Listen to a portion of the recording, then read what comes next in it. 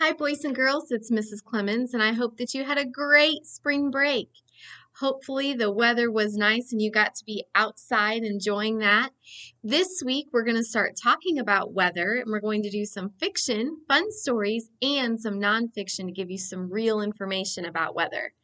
I'm going to start with this book called Cloudy with a Chance of Meatballs. Maybe you've seen it or watched the movie. I think there's a movie too. But I'm wondering, can it really rain meatballs? No. So this is just a fun fiction story. The author wrote this book to entertain us. So this was written by Judy Barrett and drawn or illustrated by Ron Barrett. And again, the title is Cloudy with a Chance of Meatballs. We were all sitting around the big kitchen table. It was Saturday morning, pancake morning.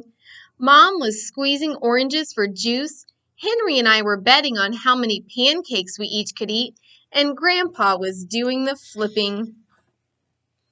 Seconds later, something flew through the air, headed toward the kitchen ceiling, and landed right on Henry. After we realized that the flying object was only a pancake, we all laughed, even Grandpa. Breakfast continued quite uneventfully. All the other pancakes landed in the pan, and all of them were eaten, even the one that landed on Henry. That night, touched off by the pancake incident at breakfast, Grandpa told us the best tall tale bedtime story he'd ever told. Across an ocean, over lots of huge, bumpy mountains, across 3 hot deserts and 1 smaller ocean, there lay the tiny town of Chew and Swallow. In most ways, it was very much like any other tiny town. It had a main street lined with stores, houses with trees and gardens around them, a schoolhouse, about 300 people, and some assorted cats and dogs. But there were no food stores in the town of Chew and Swallow. They didn't need any. The sky supplied all the food they could possibly want.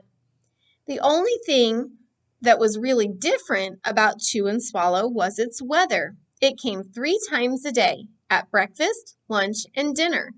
Everything that everyone ate came from the sky. Whatever the weather served, that was what they ate. But it never rained rain, and it never snowed snow, and it never blew just wind. It rained things like soup and juice. It snowed mashed potatoes and green peas, and sometimes the wind blew in storms of hamburgers.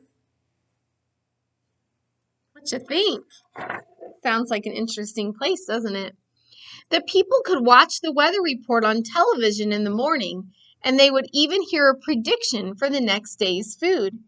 When the townspeople went outside, they carried their plates, cups, glasses, forks, spoons, knives, and napkins with them. That way, they would always be prepared for any kind of weather. If there were leftovers, and there usually were, the people took them home and put them in their refrigerators in case they got hungry between meals.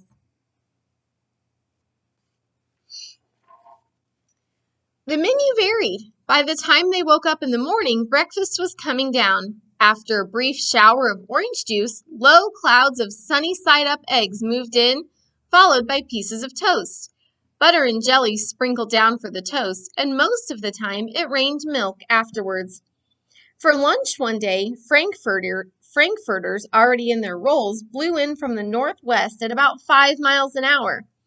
There were mustard clouds nearby. Then the wind shifted to the east and brought in baked beans. A drizzle of soda finished off the meal. Dinner one night consisted of lamb chops, becoming heavy at times with occasional ketchup. Periods of peas and baked potatoes were followed by gradual clearing, with a wonderful jello setting in the west. The sanitation department of Chew and Swallow had a rather unusual job for a sanitation department. It had to remove the food that fell on the houses and sidewalks and lawns. The workers cleaned things up after every meal and fed all the cats and dogs. Then they emptied some of it into the surrounding oceans for the fish and turtles and whales to eat. The rest of the food was put back into the earth so that the soil would be richer for the people's flower gardens.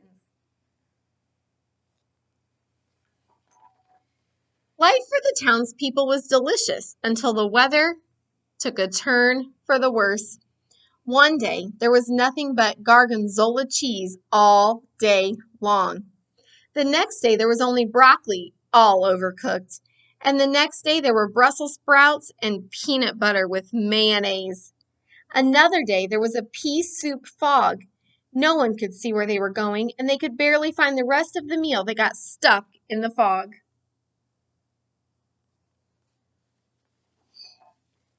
The food was getting larger and larger, and so were the portions. The people were getting frightened. Violent storms blew up frequently. Awful things were happening. One Tuesday, there was a hurricane of bread and rolls all day long and into the night. There were soft rolls and hard rolls, some with seeds and some without. There was white bread and rye and whole wheat toast. Most of it was larger than they had ever seen bread and rolls before. It was a terrible day. Everyone had to stay indoors. Roofs were damaged, and the sanitation department was beside itself. The mess took the workers 4 days to clean up, and the sea was full of floating rolls. To help out, the people piled up as much bread as they could in their backyards. The birds picked at it a bit, but it just stayed there and got staler and staler. There was a storm of pancakes one morning and a downpour of maple syrup that nearly flooded the town. A huge pancake covered the school. No one could get it off because of its weight, so they had to close the school. Lunch one day brought 15-inch drifts of cream cheese and jelly sandwiches. Everyone ate themselves sick, and the day ended with a stomachache. There was an awful salt and pepper wind, accompanied by an even worse tomato tornado. People were sneezing themselves silly and running to avoid the tomatoes. The town was a mess. There were seeds and pulp everywhere. The sanitation department gave up. The job was too big. Everyone feared for their lives. They couldn't go outside most of the time. Many houses had been badly damaged by giant meatballs. Stores were boarded up, and there was no more school for the children. So a decision was made to abandon the town of Chew and Swallow. It was a matter of survival. The people glued together the giant pieces of stale bread, sandwich style, with peanut butter, took the absolute necessities with them, and set sail on their rafts for a new land.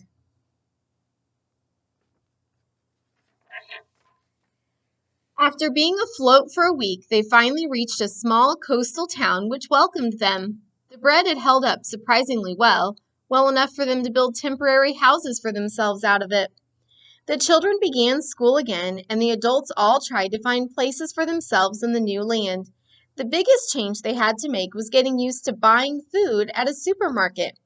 They found it odd that the food was kept on shelves, packaged in boxes, cans, and bottles. Meat that had to be cooked was kept in large refrigerators. Nothing came down from the sky except rain and snow. The clouds above their heads were not made of fried eggs. No one ever got hit by a hamburger again, and nobody dared to go back to Chew and Swallow to find out what had happened to it. They were too afraid. Henry and I were awake until the very end of Grandpa's story. I remember his goodnight kiss. The next morning, we woke up to see snow falling outside our window.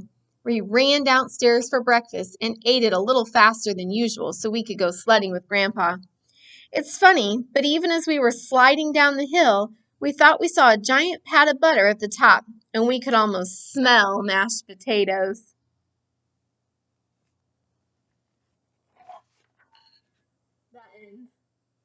Kind of a fun and silly book, isn't it?